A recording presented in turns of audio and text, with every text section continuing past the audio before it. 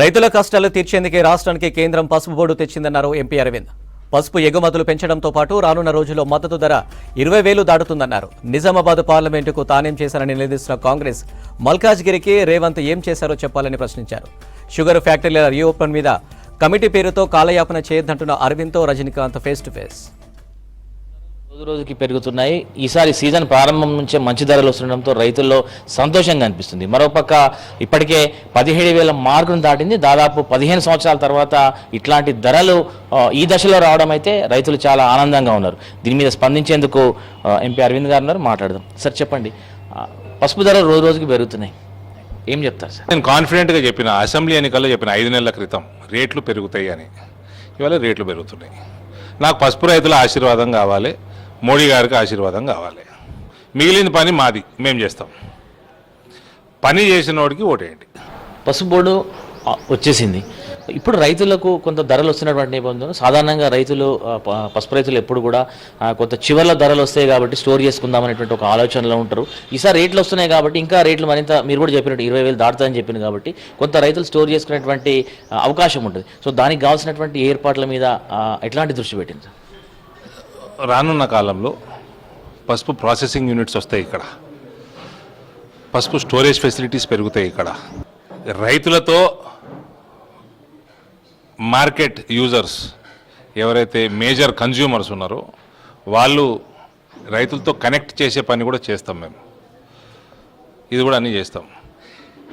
ఇంతవరకు చేసిన వాళ్ళం మిగిలింది కూడా మేమే చేస్తాం. రీసెర్చ్ చేస్తాము, అవగాహన సదస్సులు పెడతాము, వంగడాలు అప్పచెప్తాము, సాయిల్ టెస్టింగ్లు చేస్తాము, నానో యూరియాలు సప్లై చేస్తాము, డ్రోన్ల ద్వారా పిచికారీ చేస్తాము.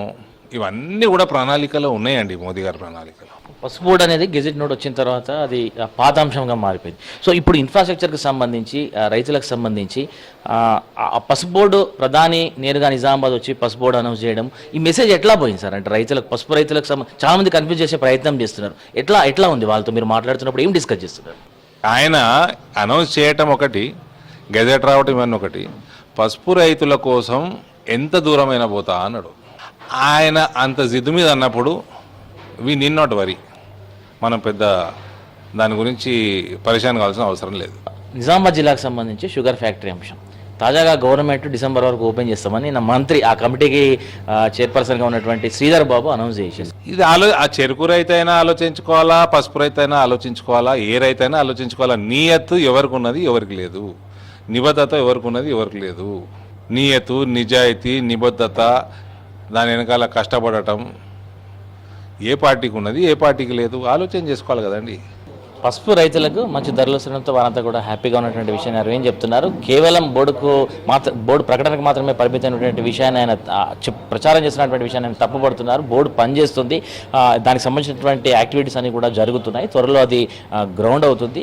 కాకపోతే దాని రిజల్ట్స్ ఇప్పటికే వస్తున్నాయటువంటి విషయాన్ని కూడా అరవింద్ చెప్తున్నారు. ఈసారి ఎన్నికల్లో రైతులంతా కూడా తనకు అండగా నిలవాలన్నటువంటి విషయాన్ని అరవింద్ చెప్తున్నారు.